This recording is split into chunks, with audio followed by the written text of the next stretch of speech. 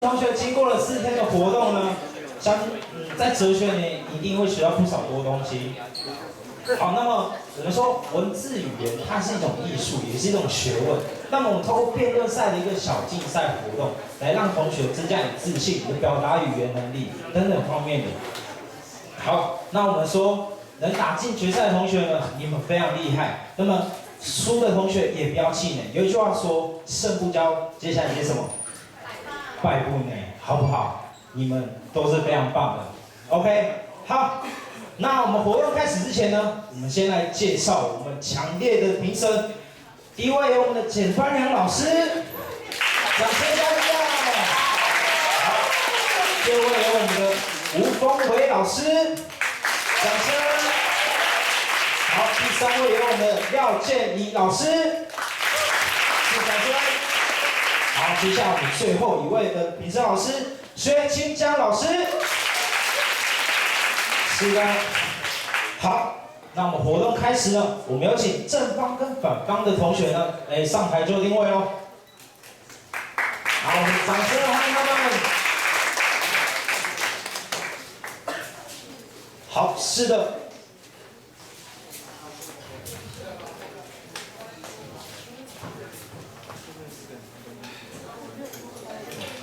好，那么同学们都清楚知道决赛的规则吗？可能还不清楚，那么我再稍微做一下简介哦。好，一开始呢，正反方呢，他们会各申论3分钟。假如说先有正方先申论3分钟，然后结束再由反方质询3分钟，再由反方申论3分钟，再由正方质询3分钟，这样是一个 round， 那总共会持续3个 round。好，那我们决赛最不一样的是，我们中场休息会有一个小节，那小节之后呢，接下来的活动就是我们会跟台下的学员们，你们可以开始进行对正反方的质询，提出你们的问题，挑战他们的极限。OK， 好，再来，好，结束之后呢，他们会再做一个总结论，结论之后呢，你们就可以开始投票。我们这次的评分规则是学员50%，老师占50%，所以你们也很重要，好不好？好，那么你们都准备好了吗？正反方同学？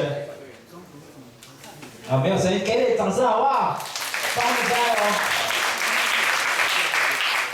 好，是。那我们比赛开始喽。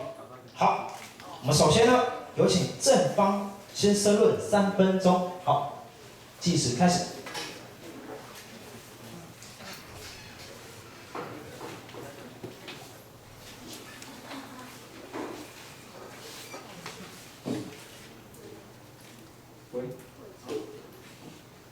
好，各位评审还有同学，大家好。然后现在我们要辩正方，就是我们需要去为了拯救多数人来牺牲少数人。好，那在这个命题出现的时候呢，我们就势必要去做出一个选择，就做出一个抉择，就是，所以我们这一方的论点是我们需要去拯救多数。那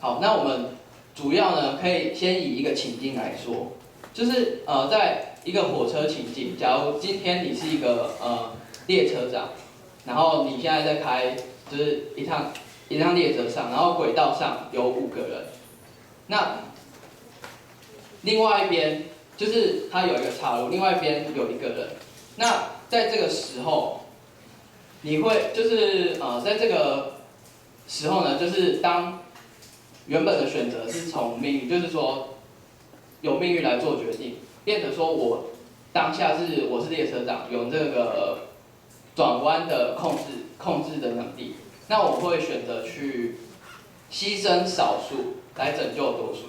那就是为了要达到我去拯救多数这个最大，就是降低降低我们牺牲的数量，就达到最小的牺牲，以达到最多的整个数。好，然后当我们也可以站在少数，假如我现在是那个轨道上的另外一边那位少数，我也会愿意去牺牲自己来拯救多数的这个生命。OK， 所以我们决定我们的论点是可以为了拯救多数牺牲少数。好，谢谢。好，我们是正方申论。好，接下来由反方质询3分钟。郭长各位，那其实今天，我好反方他从头到尾都是非常直观的推论，完全没有这个推论的理由，所以我很好奇，就是为什么是这个火车的情境？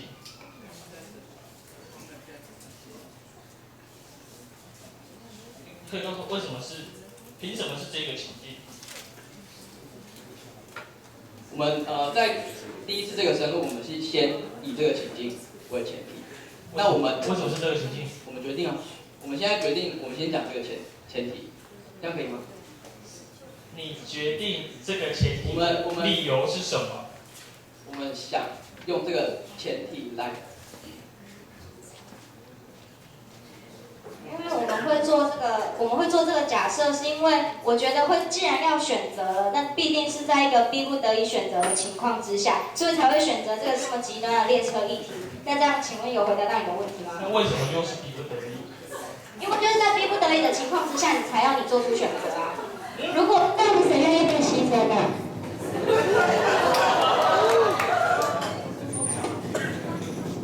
这样有回答到吗？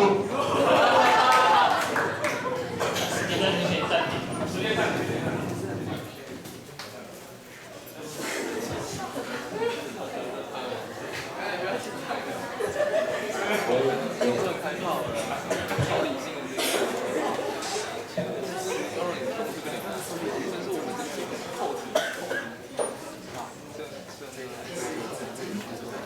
好，那我们可以继续开始了吗？我们的反方。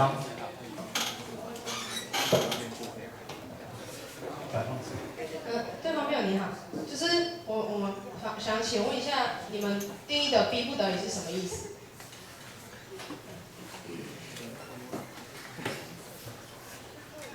一定要有人牺牲的时候，我们会选择牺牲少数去拯救最多数人的权利。所以你的意思就是在逼不得已的时候，就一定要有人被牺牲吗？在我们第一个列车状况里，我们对方认为我们你要先拯救在这个情况我们要拯救的，这个是一个很艰难的选择，但是我们还是为了拯救多数。那这时候少数人的权利就不是权利了吗？他的权利当然是权利，但我们刚刚有讲到，就算我们身为少数的那一方，我们也会愿意去牺牲自己来达到我们去拯救多数的这个行为。请问对方辩友，为什么少数人他们就得愿意呢？他没有，就我们现在在假设，假如我们站在少数人的地方去想，所以那是你们方自己很主观的认为，你们如果站在少数的人，你们就会愿意哦。这是我们。其实这个列车议题上面，我们刚刚是谈到说，如果我们今天是站在少数人那一方，我们自己也愿意牺牲。但是如果请问对方辩友，所以你的意思是，如果你是少数人，你就愿意被牺牲？对。谢谢对方辩友。好，我们谢谢反方的质询。好，接下来呢，我们再有请正方开始申论3分钟。正方。哦，不好意思，是反方申论3分钟。评审老师，对方辩友，大家好。首先我们想提到，就是在从古至今，个人的权利越来越被受到重视。那大家都无可否认，每个人都有自己的生存权，自己就是各方面的权利。那任何一个人的权利都不应该被牺牲。那我刚刚有一些对这个就是就是为了拯救多数人而要牺牲少数人，这上面我们有几个质疑。第一个就是说，谁来做这个决定？就是凭什么多数人就有这个支配的权利？为什么一个支配者可以去决定少数人的权利是不是要被牺牲？他们就是少数人，他们有自己的权利，应该可以自己决定他们自己之后就是他们可以自己决定自己的未来，而不是被多数人就这样子决定掉哦，你们应该被牺牲了，被牺牲。那还有一个问题就是谁又是那个支配者？如果是多数人的话，那是不是就会形成多数暴力呢？我们多数人就决定啊，你们少数人就应该被牺牲，是这样子的吗？我方认为，在任何情况下，少数人权利都还是权，他们都有自己发声的权利，都不应该是被牺牲的。所以就是我们反方就在对于这个辩题有几个反对质疑，谢谢。好，我们谢谢反方的申论。好，接下来呢，我们有请我们正方质询。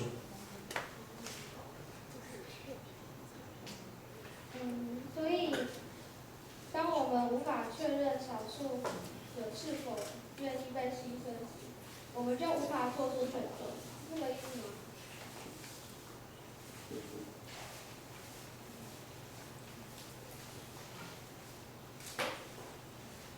请问这方面有可以再重复一次你的问题吗？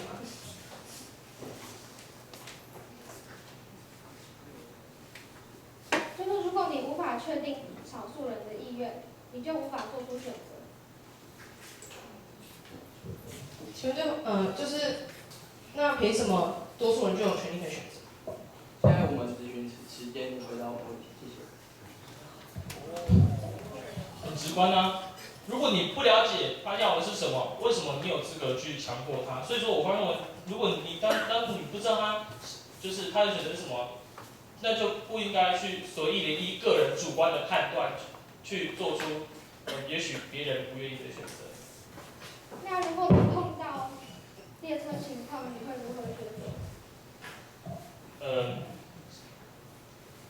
首先其实我方对这个情境的假设非常的不认同啊，因为其实我方自始至终都不认为正方就是设立这个假设，然后通篇都是非常直观的那个论述，所以我方无法接受这个情境的假设，除非你方可以推出更有说服力的假设，可以让我方愿意去回答这个问题。谢谢。但你还是要回答问题。我方有去保持缄默吗？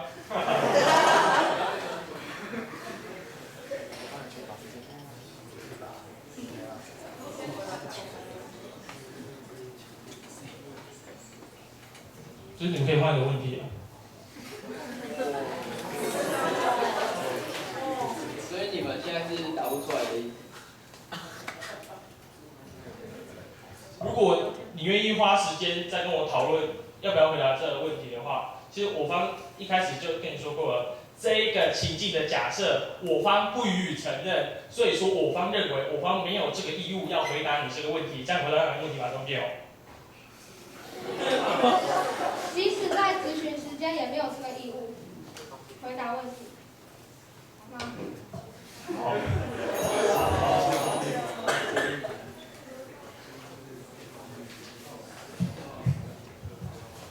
这方面我们希望就是您对于那个情况可以再就是提供更详细的描述，谢谢。对，就是我们才知道就是该怎么去，就是因为目前为止我们没有办法，就是我们就是逼不得已的情况，你到底要怎么做决定？在一个逼不得已的情况。好，我们谢谢正方的质询。好，那跟正反方的那个辩友先说一下一些小细节，就是你们要准备结束申论或质询的时候，就麻烦先对着麦克风说，申论结束或者是质询结束。OK， 好，那么接着由我们正方开始申论3分钟。是对方辩友，你刚刚讲到你说你不符合我们假设，那么我现在提供你一个真实的情况，不知道你是不是能够有那个义务回答我们的问题呢？现在在最近日本英国曾经有发生一件新闻，有一艘运弹船上面有5个人，但是他现在没有任何情况可以提供援助，他们现在在大海上即将就快没有食物了，他们现在进行一个讨论，为了要维持大多数人利益，他们想这个方案，每天大家决定一个人出来给，将他的身上的肉分给大家吃，借此来得到大多数人的利益。而这个情况再到第二天的时候，2个人被吃掉，这时候警方刚好适时的看到他们，让他们接到了因果。那么这是一个真实的情况，那么你们是不是更能够了解我们说愿意为了多数人而牺牲少数人的这个例子呢？谢谢，我申论结束。好，我们谢谢正方的申论，好，我们请反方质询。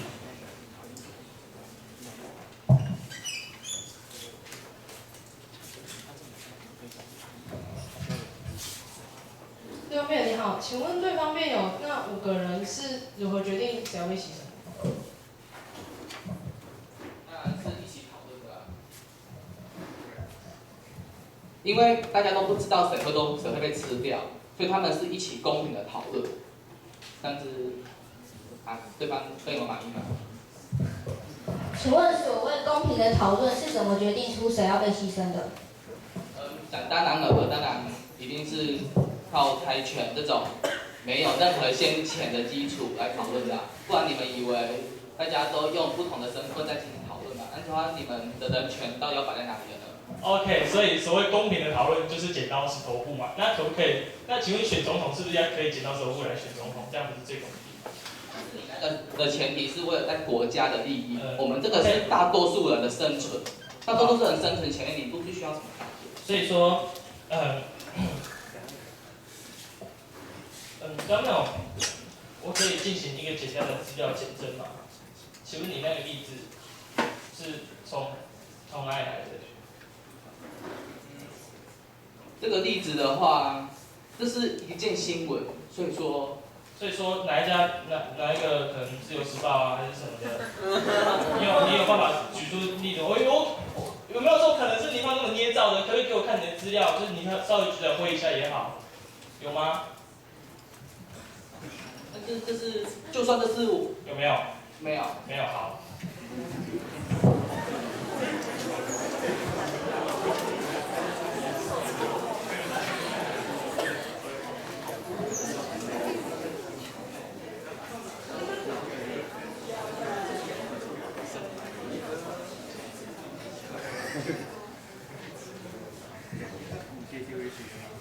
所以说，其实今天这个例子，我们可不可以质疑说，这个小的例子有没有可能自始至终根本就不成立，根本就没有这件事情？有没有可能是反方？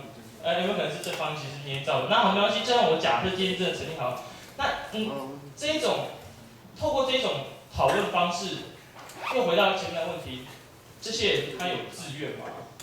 剪刀石头布输了就啊，这难道不是一种多数人的逼迫吗？只是他不是把你压着短对面，还不会把它吃掉而已，是吗？这也是一种多数暴力吧？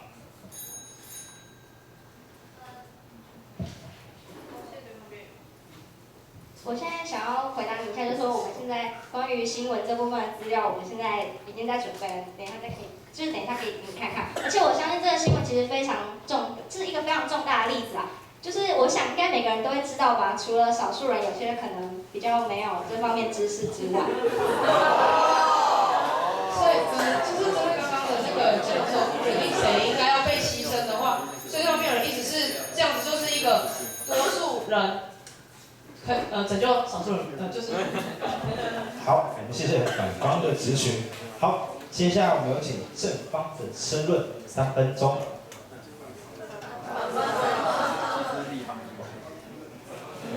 不好意思，我觉得反方可能有点。OK， 好，我们接下来有请反方开始申论3分钟。OK， 那我方一开始就定义说，任何人的权利都不该被牺牲，不管是多数人还是少数人。那对方辩友提出，他们是靠猜拳决定出，决定出那个人要被牺牲掉。那这样子应该算是多数暴力吧？而且每个人的权利都不应该被牺牲。那么凭什么你就可以确定说，剪刀石头布输的人就可以？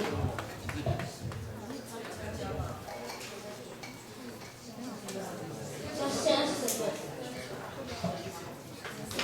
对？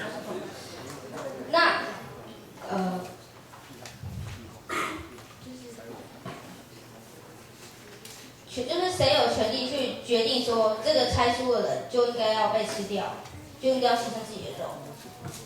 然后，再怎么样，这个猜出的人他自己本身的意愿，应该也是跟每个船上的人都平等的吧？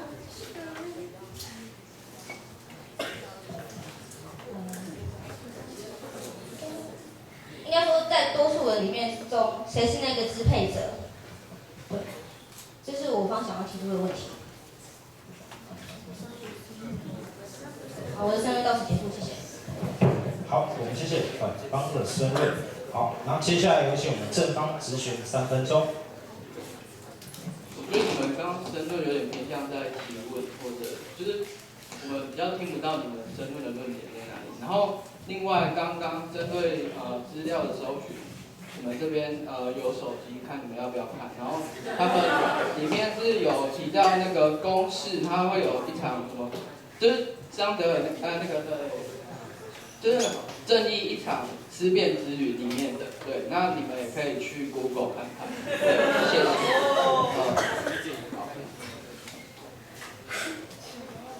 那个对方面我刚刚提到人权问题，而在我刚的那个真实事件的情况中，如果你们真的要坚持那人权议题的话，那你们是不是一开始5个人第1天就全死了？你们宁愿要一开始大家全死，还是要等到第2天剩下3个人安全回到英国？你们在这2者中，你们是宁愿选择大家全死的那种情况吗？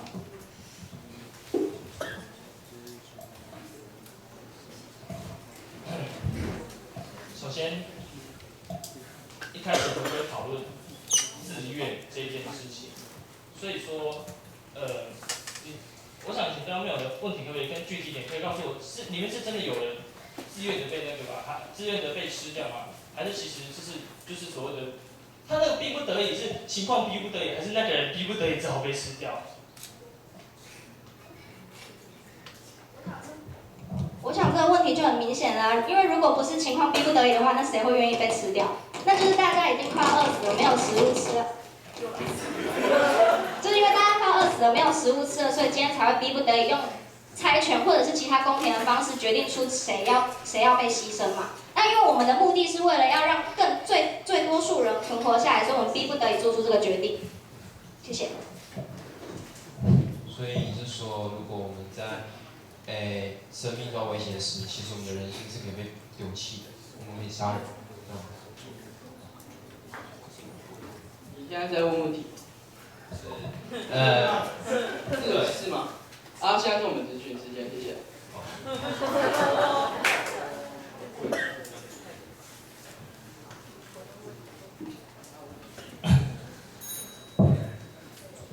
所以，我们还有问题有没有？我要回答，我延续回答上一个问题。好。其实我们从这个案例可以看出，在今天正方的世界下，一个人他的这种活到这种最尽头的时候，其实人的价值变成什么？可能变成一个使命。所以说，就是我想对反方，就是反方提的这个问题，这方提。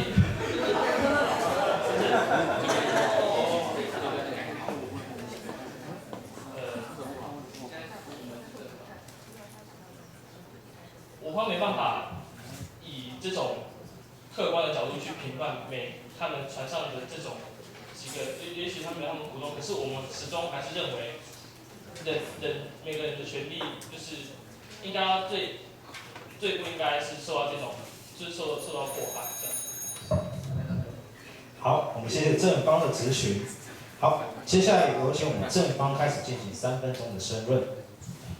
好，那我想要先说，因为我们这个题目的辩题，那我方的论点就是为了拯救多数人而牺牲少数人嘛。那再套回刚刚那个船上的例子，那我相信那个少数人在那么如此紧迫的情况下，我想会有人是自愿的，因为如果你没有自愿的，就是发出这个你想要牺牲的这个选择的话，那这样全部的人都会饿死在船上。那这样其实我想这样子结果就很明显啦，应该牺牲1个人还是牺牲5个人呢？那我再次重申我们的论点，我们的论点就是应该为了拯救多数人而牺牲少数人，而且我们认为，不论是因为刚刚的情况，或者是人权、道德、情感之后的考量，也应该是如此，因为这是在不得不选择的情况之下。那在这种情况之下，我们的最佳选择应该是最少数的牺牲。那最少数的牺牲才能让最多人得到拯救。谢谢。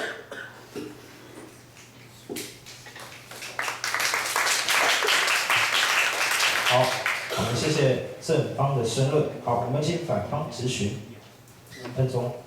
对方辩友你好，请问对方辩友在船上的人是不是因为他们觉得如果没有人牺牲，他们就都会饿死，所以才需要人牺牲？对啊，所以对方辩友答案是是。他们一定讨论过。是因为有人会被饿死，就是有人怕被饿死，所以他们才需要有人牺牲，是不是？不得不的情况。所以对方辩友答案是是。食物不够的情况。所以请问对方辩友是不是？啊？是不是因为有人怕他会饿死，所以才需要有人牺牲？就每个人都会怕饿死啊。对，谢谢对方辩友。那对方辩友的意思就是说，因为有人怕被饿死，所以就有人得牺牲。那为什么牺牲那个人不会认为说他也不想被饿死，他也不想被吃掉呢？因为大家都不想被饿死，都不想被吃掉，所以他们才。那为什么会是牺牲者被牺牲呢？他们才需要一场猜拳或之类公平的来决定。所以对方辩友认为猜拳是决定在那个情况之下，一个人是不是被猜拳是决定一个人是不是应该被牺牲的要素吗？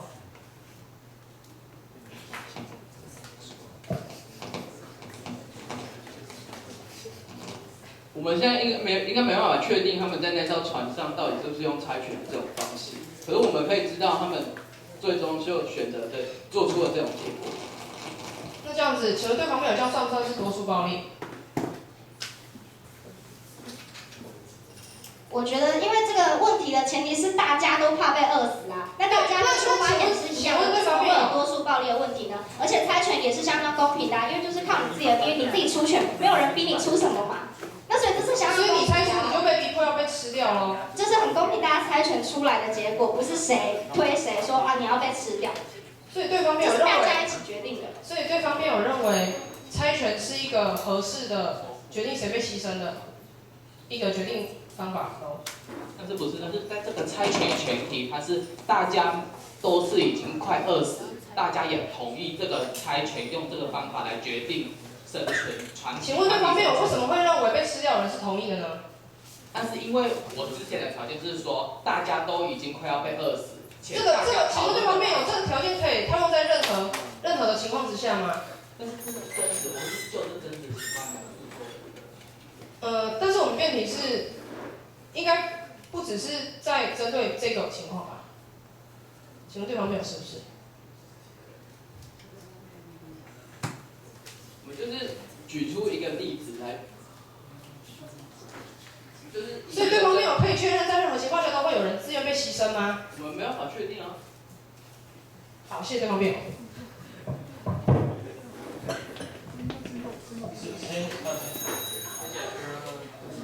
好，我们谢谢反方的质询。好，接下来我们请反方开始申论3分钟。